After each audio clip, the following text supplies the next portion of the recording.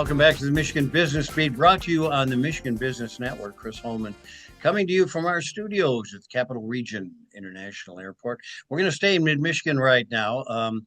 We have a good friend that's jumped on here, and that is Broc Edwards. Broc, welcome. And let's start out with what exactly your company does.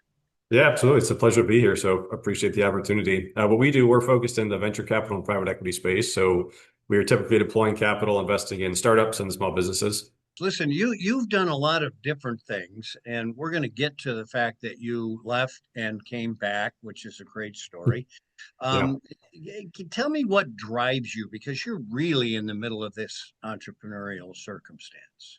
Yeah, absolutely. I think for me, personally, faith is a huge part of my journey. I'm certainly grateful for those who have invested in me from a faith perspective. And in an uncertain world and uncertain times, it's good to have kind of a bedrock foundation and what I believe to be, the most important, part of my life. So that's a huge driver. I think overall, the knowledge and wisdom I gained from my faith can be parlayed into business and a lot of other things. And it's really the concept you hear a lot of successful entrepreneurs talking about of providing value, right? It's not necessarily about making as much money as you can or, having some product that doesn't really work or provide value, but a ton of people buy it. It's really how do you fundamentally provide value and how do you impact people's lives? And I like to think with what I do, no matter the company we work with or the company we invest in, it's trying to be impact driven and provide value to people and businesses.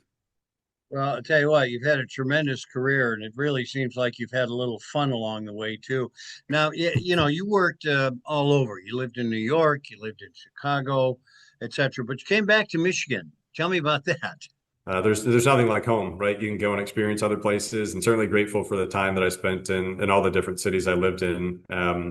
New York is very different, and learned a ton out there. Kind of learned what I wanted to learn out there, and ultimately to come home and be closer to family and make an impact in a little bit of a different geographic region is certainly interesting to me. So I think the Midwest has a ton of opportunity. On the venture capital side, we talk about the flyover region, or what a lot of people say is a flyover region, and there's way more opportunity than I think people believe. And I would argue it's the same with small businesses. So if I can bring the knowledge and experience and talent, I would say, of being, professionalized New York, Wall Street former banker, and bring that to the Midwest, I think, I feel like I have a little bit of a competitive advantage maybe, but there's also just a lot of opportunity here to get involved in.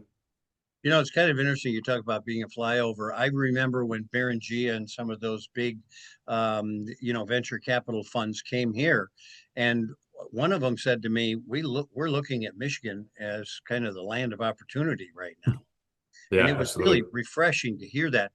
We're in pretty good shape now compared to 10 years ago as far as venture capital.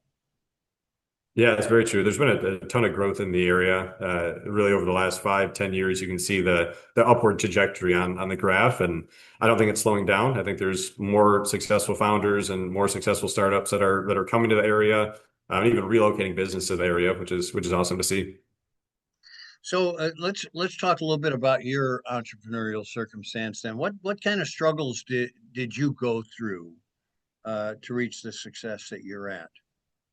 Absolutely. I feel like I've always been kind of a flyover individual, if you will. I feel like I've been kind of overlooked and haven't always had the same opportunities as other individuals. And you really have a mindset where you can accept that to be your circumstance and accept that, you just might not get the same breaks that everybody else gets, or you can really use that as motivation and fuel to keep pushing forward and to keep, striving to achieve whatever you want to achieve. And for me, that concept of grit and having a gritty mindset, a gritty personality, and just being willing to put in the hard work has always been kind of a cornerstone of who I am and what I've set out to achieve. So some people, say prove the haters wrong. To me, it's never really mattered what the haters have thought. It's always been focused on just how do I be the best person I can be today, and then how do I do a little bit better tomorrow. And as long as you keep doing that every day, you'll be, a little bit better.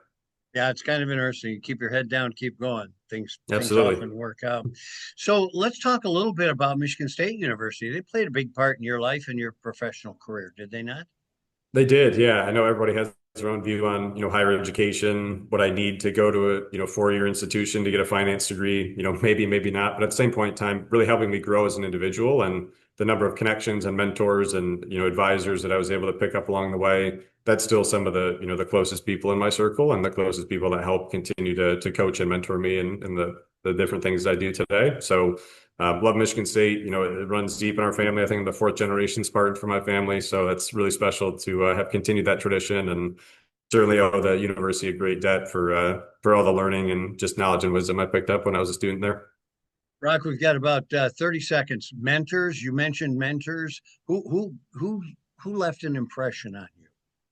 Yeah, I think the biggest, obviously, there's a large group, right? It takes a village, but my father by far has been a huge mentor and provider for our family. And, you know, growing up in his small business and seeing the way that he operates and the way that he does things, he's taught me so much just on the pillars of how to do business and how to do business the right way. And when you get that impressed upon you at a young age, you know, that sticks with you forever. So I owe him a great deal for everything he's taught me. Well, Broc Edwards, Chief Executive Officer at Pronoia Capital, thanks so much for joining us. We appreciate it. And thanks for sharing your story, bud. Yeah, thank you so much. It's a pleasure to be here. You're watching the Michigan Business Beat on the Michigan Business Network. I'm Chris Holman. We will be back.